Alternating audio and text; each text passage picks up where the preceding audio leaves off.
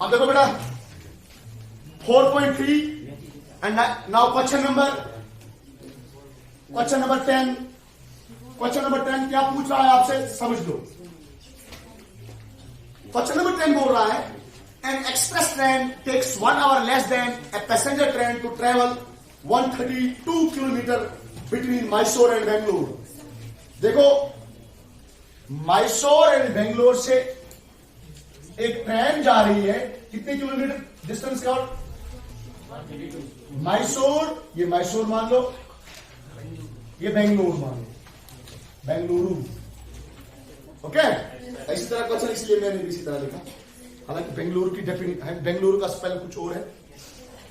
ठीक है, एक एक्सप्रेस ट्रेन, दो ट्रेनें, एक होती है एक्सप्रेस, दूसरे पैसेंजर। आप बोलोगे सर फर्क है? हाँ, एक्सप्रेस भागती है, रुकती नहीं है, नॉन स्टॉप, बीच में स्टॉप करती है लेकिन बहुत कम।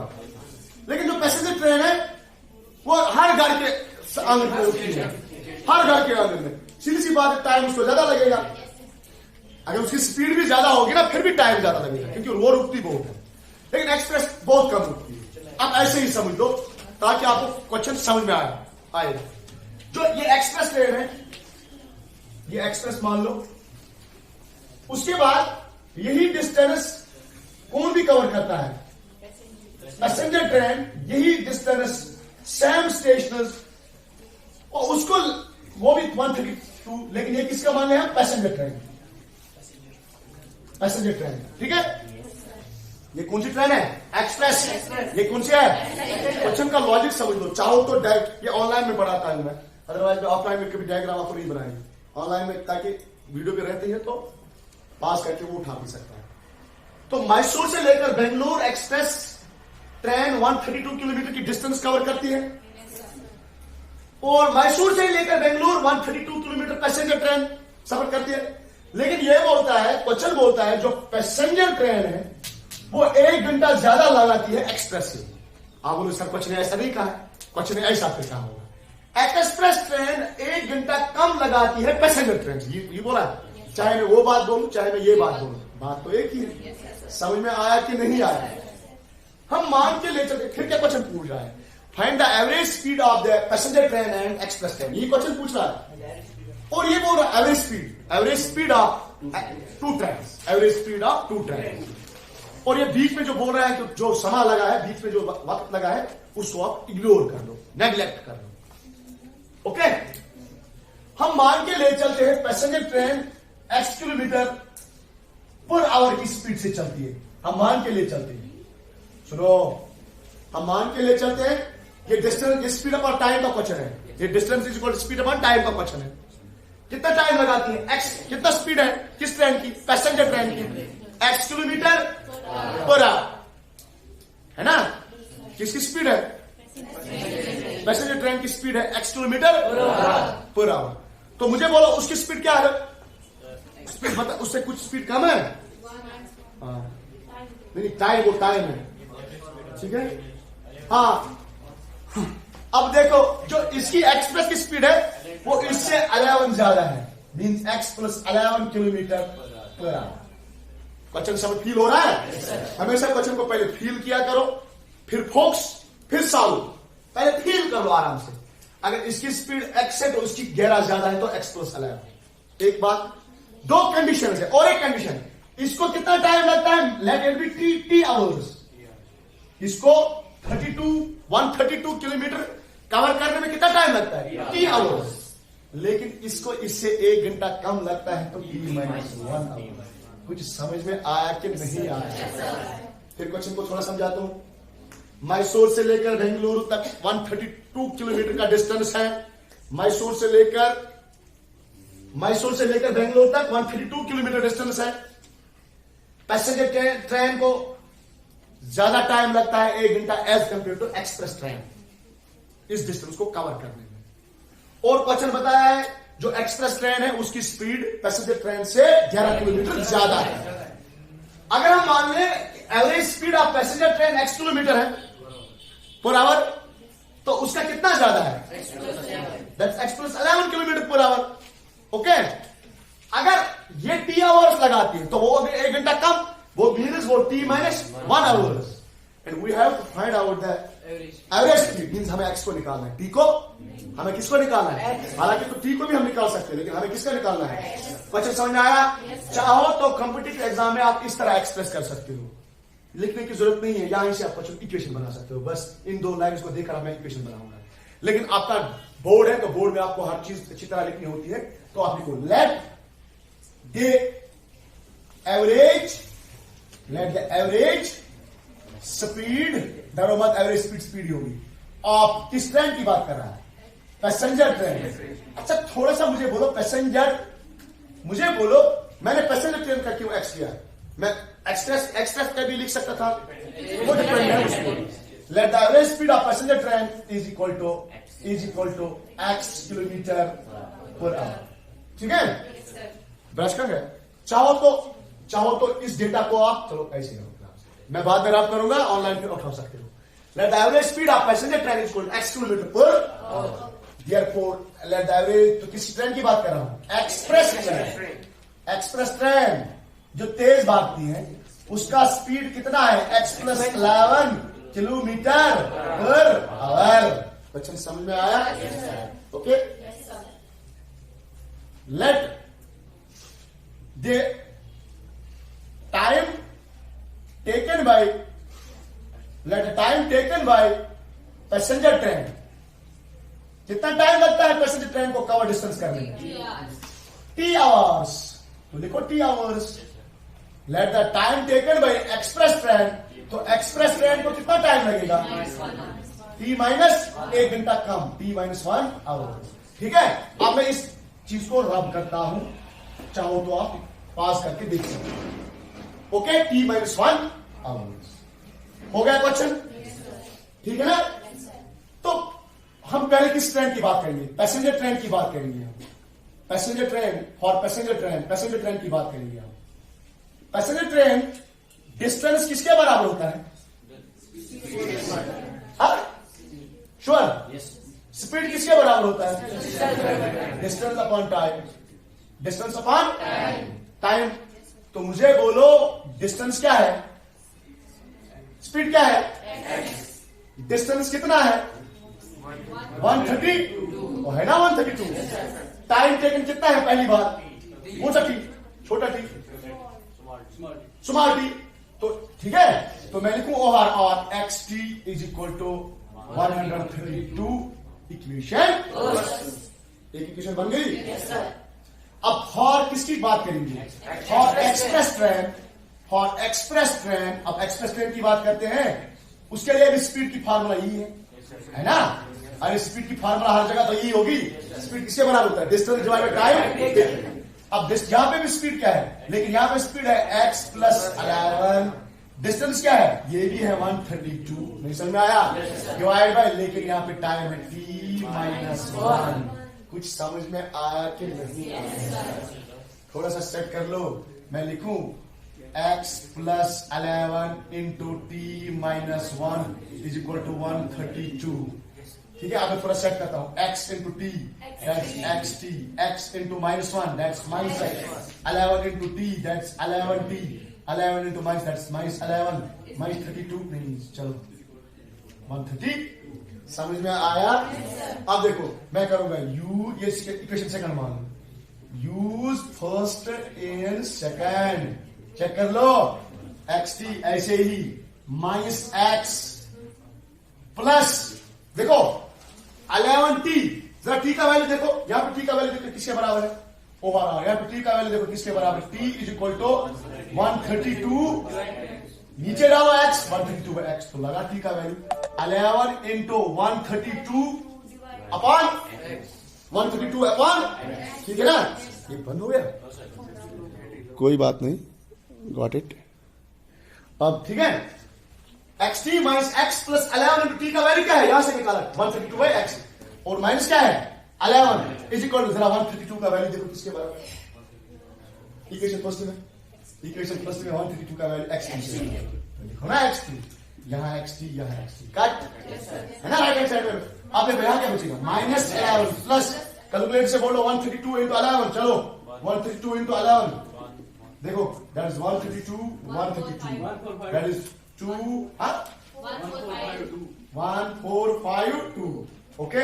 तो क्या बचेगा यहां पे 1452 upon minus is equal to हाँ 0 सही बात है।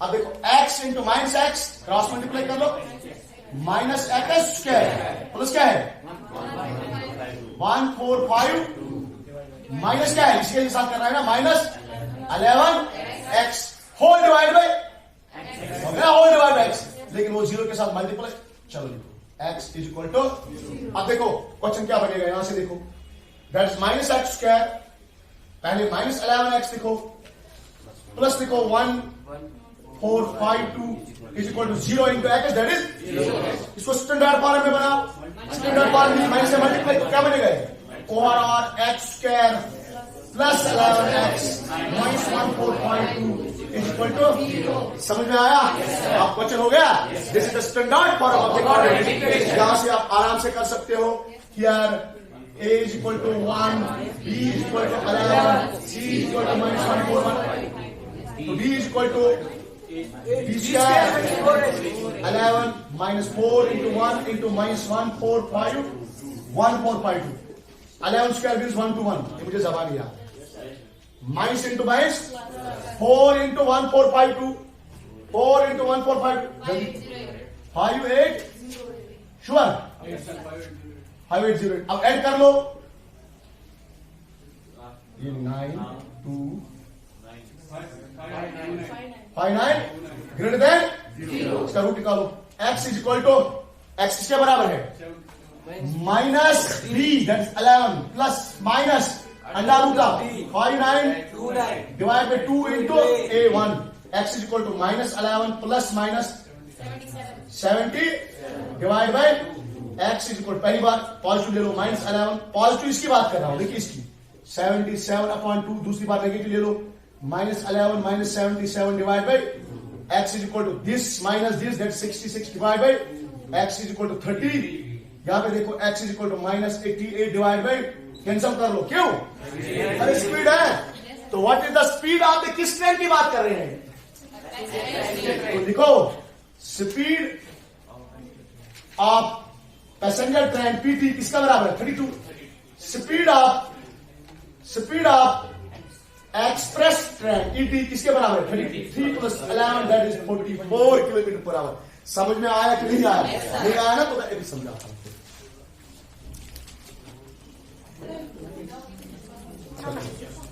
सुनो बेटा question number 11 and the last question of the exercise is like that sum of areas of two squares is 468 meter square दो स्क्वायर्स है क्वेश्चन को फील करने के लिए मैं स्क्वायर्स बनाऊंगा ये मान लो एक ये मान लो दूसरा स्क्वायर एक बड़ा एक मैंने छोटा बड़ा है इनके एरिया का sum means this area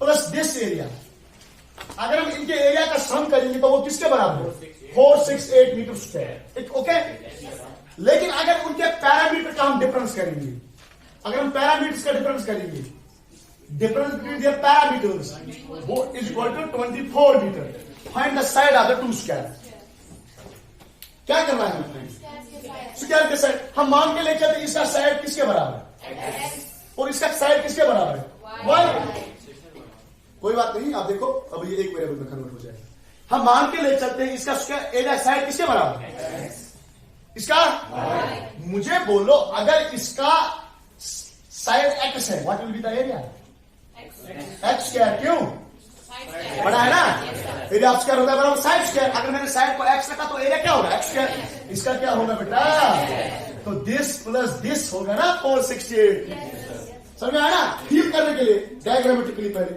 okay अच्छा मुझे बोलो what will be the parameter of this square parameter जानते हो ना किसके बराबर है sum of all sides that is 4x इसका 4y साइड के हिसाब से 4 इंटू साइड अब तो क्वेश्चन हो गया सवाल और क्या करना हम लिखेंगे let side of one square is equal to x metre एक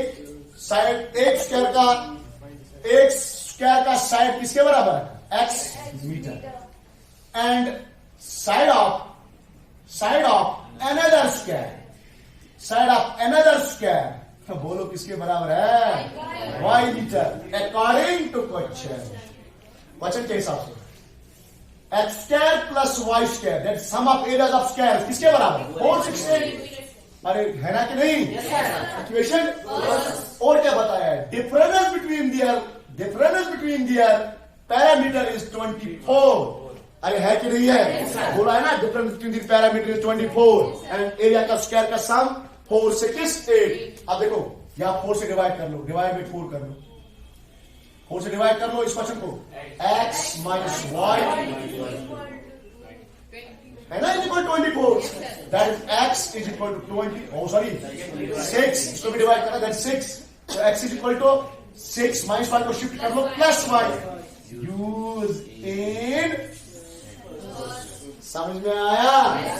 तो फर्स्ट में डालो x का वैल्यू 6 प्लस y का होल स्क्वायर प्लस क्या है? इसको शिफ्ट कर दो, -6 इज इक्वल टू, इसको सॉल्व करने के बाद ये बनेगी कोऑर्डिनेट इक्वेशन इन y।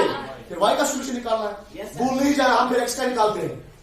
तो क्या बनेगा? 6 square that is 36 plus y square that is y plus 2 × 6 × y that is 12y plus y square minus 468 is equal to this plus this that is 2y square plus 12y 36 minus 468 that is 432 है ना, is equal to 0 divide by 2। अरे 2 से divide करो, ये क्या बनेगा? y square plus 6y minus 1 6, ओ sorry 261। अरे गलत हो गया, और क्या हो गया? तो फिर बोलो 216 इज इक्वल टू 0। मीन कर रहे हो बच्चों, y square plus 6y minus 216, this is the standard form of coordinate equation, but this is coordinate equation in y, so the solution will be the y, the solution of y. Here what is a? 1. What is b? What is c? देखो ना, a coefficient of y square, b coefficient of y, c constant. Okay, तो d किसके बराबर होता है? b square minus 4ac, d is equal to b square 6 square 4 into 1 into minus 2 1 6, d is equal to 6 square 36, this into this 8 6 is 4, add कर लो that is 900 greater than 0। जब greater than 0 है तो solution exist कर सकता है, लेकिन किसका solution? y is equal to, देखिए x लास्ट टाइम गलत हुआ था ना, फिर minus b that is -6 plus minus under root of divide by 2 into 1 that's y is equal to -6 plus minus, ये किसका परफेक्ट है? Divide by 2। एक बार y is equal to -6 plus 30 divide by 2, दूसरी बार y is equal to -6 minus 30 divide by 2। अरे reject कर दो इसको, क्यों? ये -36 बाय 2 लेंगे हो सकता है, तो y is equal to 30 minus that is 24 by 2, 2 1s are 12s are, तो y इज इक्वल टू, तो इस स्क्वायर का साइड किसके बराबर है? ये छोटे स्क्वायर। अब बड़ा देखो, use y is equal 12 in, second में आसान हो जाएगा ना, सेकंड में आसान, इसको सेकंड नाम रखो, इक्वेशन सेकंड नाम रखो इसको, कोई फर्क नहीं पड़ेगा। तो x is equal to 6 plus 12 that's x is equal to 18 metre. तो एक स्क्वायर का साइड किसके बराबर है? 18 मीटर। दूसरे स्क्वायर का साइड किसके बराबर है? समझ में आया? अगर आप 18 स्क्वायर प्लस 12 स्क्वायर करोगे ना, definitely it will be equal to 4 6 8। समझ हुआ? लिख लो, बनाइए।